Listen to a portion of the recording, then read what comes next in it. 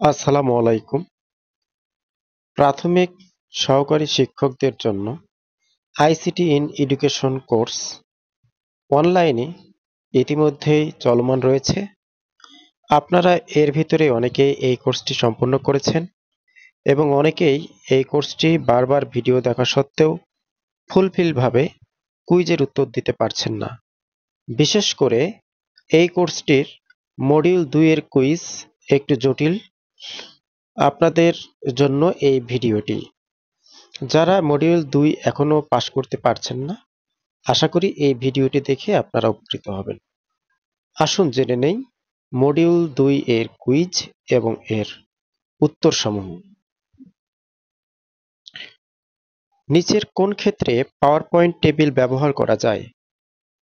দলগত কাজের নির্দেশনায়। স্লাইডে শেপ সংযুক্ত করতে হলে কোন ট্যাবে ক্লিক করে শেপ নির্বাচন করতে হবে? ইনসার্ট। টেবিল ইনসার্ট করার পর এর স্টাইল পরিবর্তনের জন্য কোন অপশনে যেতে হবে? ডিজাইন।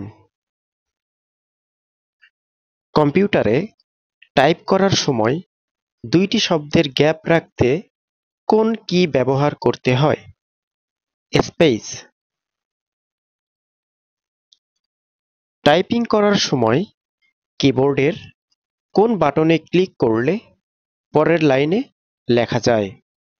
এন্টার।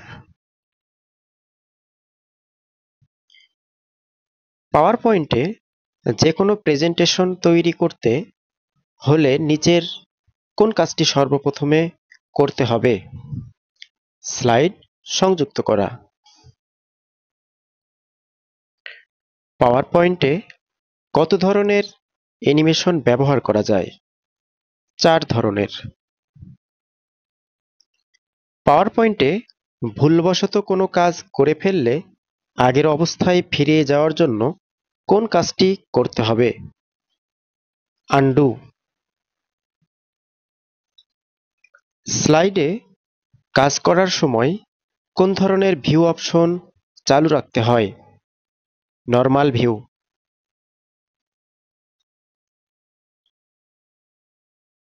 অ্যানিমেশন ব্যবহার করা হয় স্লাইডের বিভিন্ন উপাদানের গতিশীল পরিবর্তন ঘটাতে। একটি শেপের কালার, বর্ডার কিংবা ইফেক্ট চেঞ্জ করতে চাইলে কোন ট্যাবে ক্লিক করতে হবে? Shape format. পাওয়ার পয়েন্টে স্টার্ট আর্ট ব্যবহার করে নিচের কোন কৌশলটি উপস্থাপন করা হয়? Mind mapping. আনডু বাটনটির অবস্থান কোথায়? কুইক অ্যাক্সেস টুলবার অংশে। বাংলাদেশের মানচিত্র থেকে কোন জেলাকে হাইলাইট করতে কোন অ্যানিমেশনটি ব্যবহার করতে হয়? এমফ্যাসিস। অভ্র সফটওয়্যার ব্যবহার করে বাংলায় যুক্তাক্ষর লিখতে কোন বর্ণগুলো টাইপ করতে হয়? কে, কে, এইচ। কম্পিউটারে কিবোর্ডে নিউমেরিক কিগুলো কিভাবে সাজানো থাকে?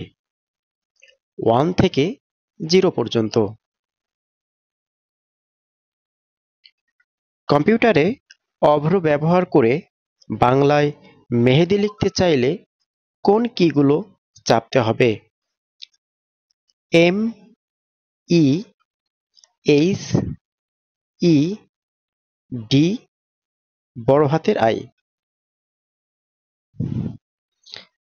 আপনারা যারা এই ধরনের আরো মডিউলের কুইজ, প্রশ্ন সমাধান পেতে চান তারা অবশ্যই আমাদের চ্যানেলটি সাবস্ক্রাইব করে আমাদের সঙ্গেই যুক্ত থাকবেন। সবাইকে অসংখ্য ধন্যবাদ।